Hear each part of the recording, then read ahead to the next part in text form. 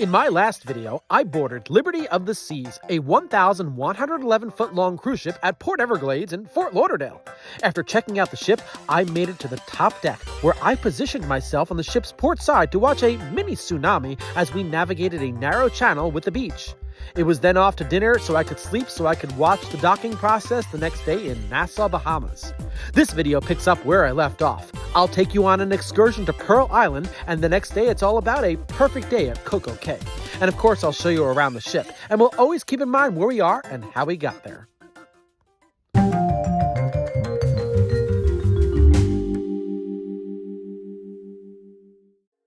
After docking at the Prince George Wharf, I immediately boarded a smaller boat bound for Pearl Island, the private destination for the day.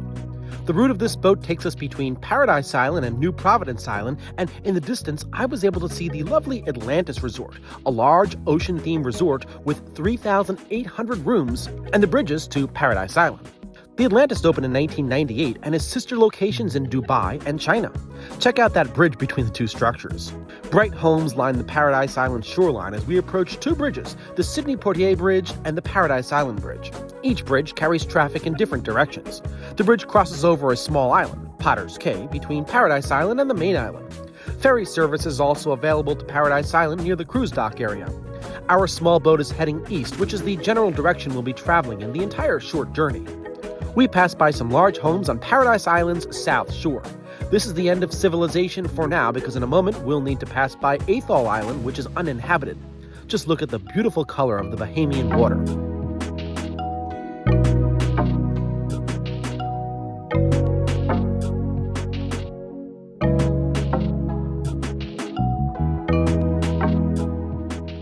There's the small Pearl Island, our destination for today.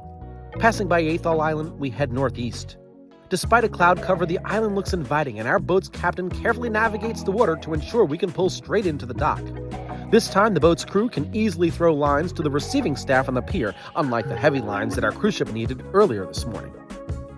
Let's get off this boat and spend some relaxing time on this exclusive island.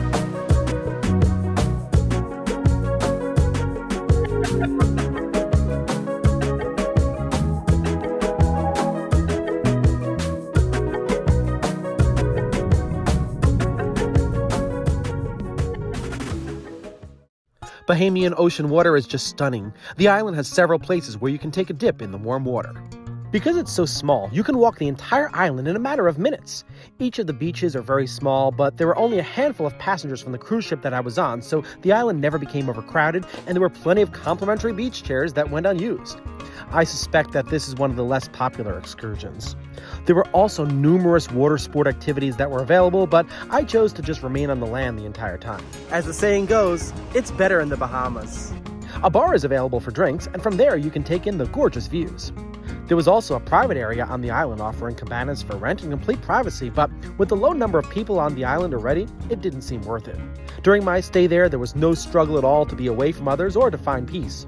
The private area is on the island's east end. Pearl Island is the absolute perfect getaway from the hustle bustle of downtown Nassau when you're visiting the Bahamas. I highly recommend this place. Here's one of the more nautical activities available to vacationers.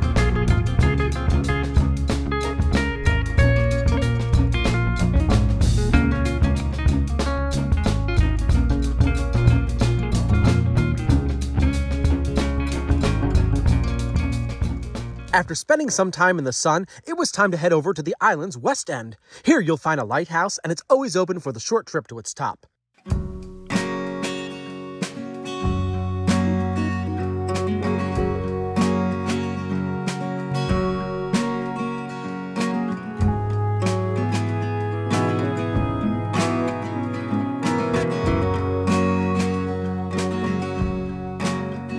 From up here, you get a sense of just how small this island really is.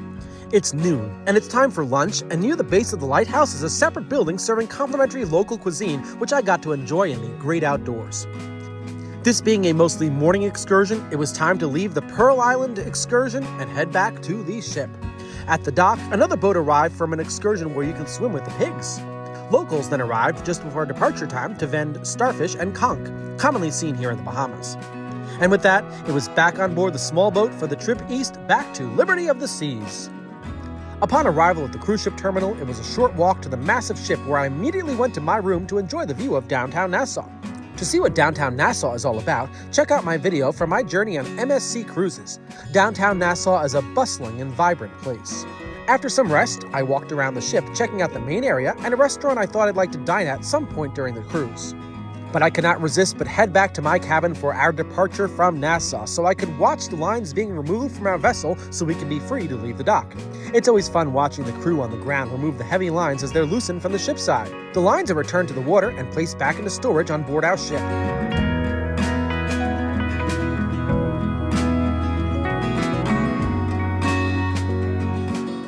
What a great day it was here in Nassau, Bahamas. It's time to leave the port and head over to another island in the Bahamas. Once free and clear, we move away from the dock and then proceed backwards. Remember from part 1 that we pulled straight into the dock, so today we now have to back out. As we move in reverse, we pass by the Carnival Liberty. At 952 feet, the Carnival Liberty was built in northern Italy and made her maiden voyage in 2005. It's part of Carnival's Conquest class of ships and the first Carnival ship to feature a seaside theater. This ship has 14 decks total and can accommodate 2,900 passengers. Registered in Panama, it's powered by diesel-electric engines and can cruise at 22.5 knots. Seeing cruise ships here in Nassau is a very common sight as it's a major and convenient port of call for cruisers originating in the United States. As we move away from the Carnival Liberty, we remain in the harbor and pivot around in the opposite direction so our bow can point outward toward the entrance of the harbor so we can head toward open water.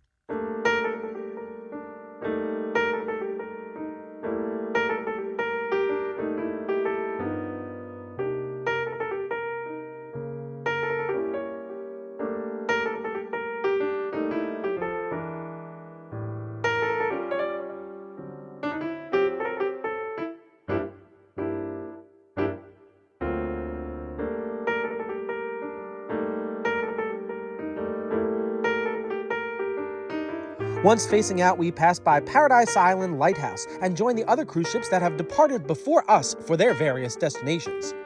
Nassau is typically used as a port of call toward the beginning or end of a cruise since it's very close to the United States. This being a weekend cruise, it's a quick and easy stop for us.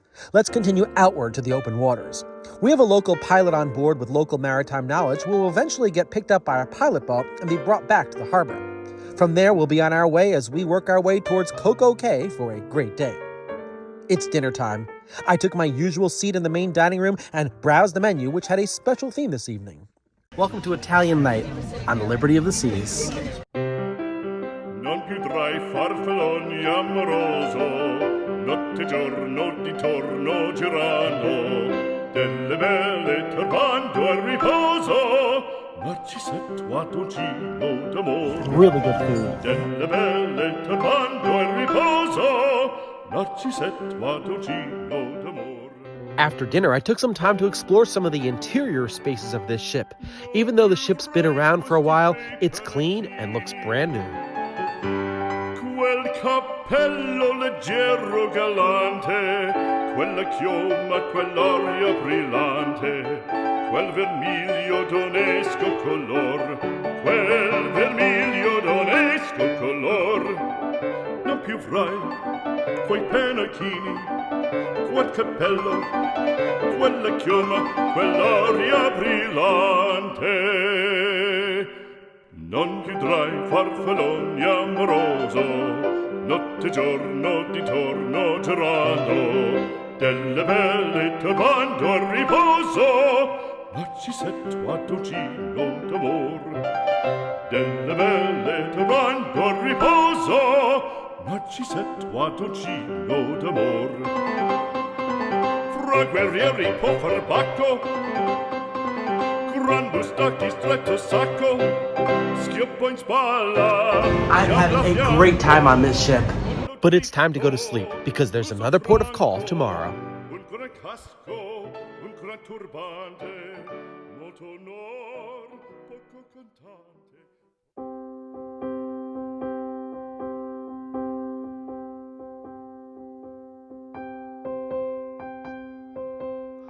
Royal Caribbean brands the next stop as a perfect day in Coco Cay. Coco Cay is an island used exclusively for Royal Caribbean cruises, and today I'm going to be exploring the island. We're going to be docking backwards today, but unfortunately, because I had a great time the evening before, I woke up just a little bit too late to catch the ship's pivoting. But we are now working our way into the slip. Careful attention is being placed from the bridge to look at the dock to make sure that we're lined up with the pier appropriately. And there's also another Royal Caribbean ship here, Mariner of the Seas. Mariner of the Seas made her maiden voyage in 2003 and is part of the Voyager class of ships. At 1,020 feet, she can accommodate over 3,000 passengers. Her propulsion system is diesel-electric and has 2 isopods, 1 fixopod, and 4 bow thrusters. From this vantage point, I get a fantastic view of the lines of Mariner of the Seas being tied to the dock. You saw it happen on the ship Amman, and the view here provides a great vantage point to watch this procedure.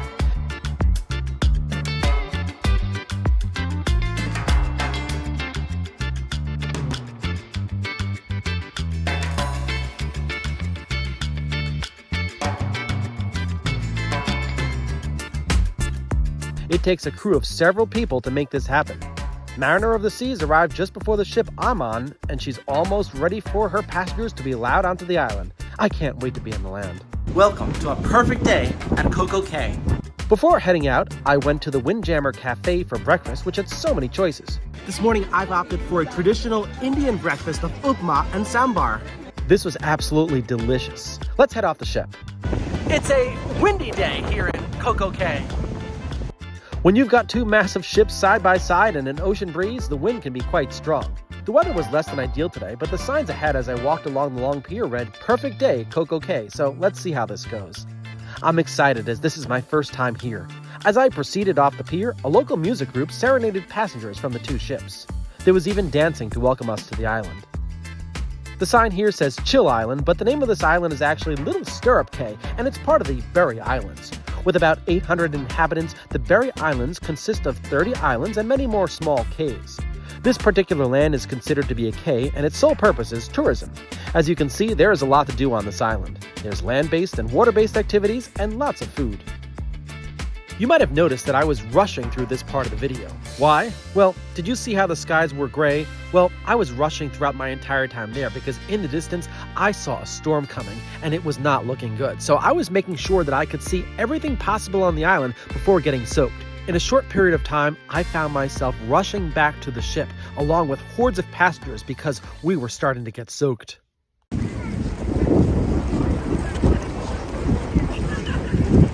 Perfect day is not so perfect anymore. Okay, I'm back on the ship. Just around lunchtime, it started to pour. There were hordes of people running back to the ship. We got soaked. I was the only one with an umbrella. Despite that, I still got wet. I'm gonna have lunch here on the cruise ship. It was a half day at Coco Cay. Upstairs to Windjammer.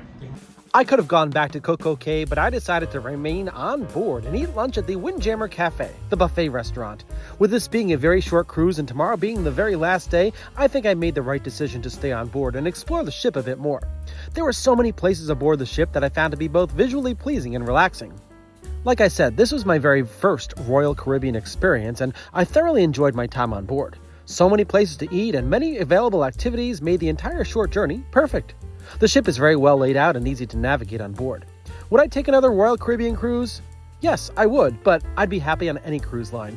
Like my aviation videos, I often focus on what's going on around us and how we get from place to place. And in my opinion, if you're on a cruise ship or an airplane, you're in a good place. It's always interesting how you wind up finding really nice places towards the end of the cruise. I made my way up to deck 14, which is one of the upper decks of the ship, and I found this beautiful lounge with panoramic views of the ship itself as well as the sea around. I made sure that I stayed in this position for our departure from Coco Cay today. From up here, I was able to see Mariner of the Seas depart before we left. Mariner's underway. We're next. Bow out, we're now underway.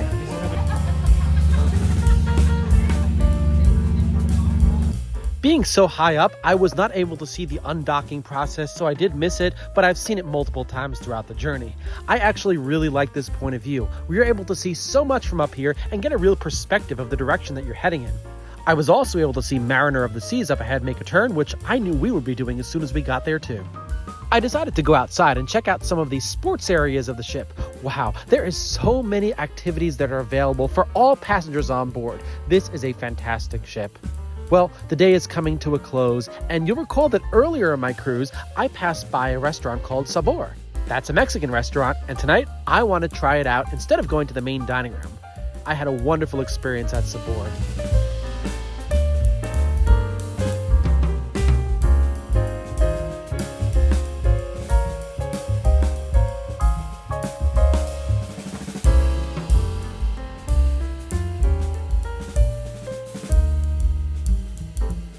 After that, it was time to retire to my room for the last night aboard.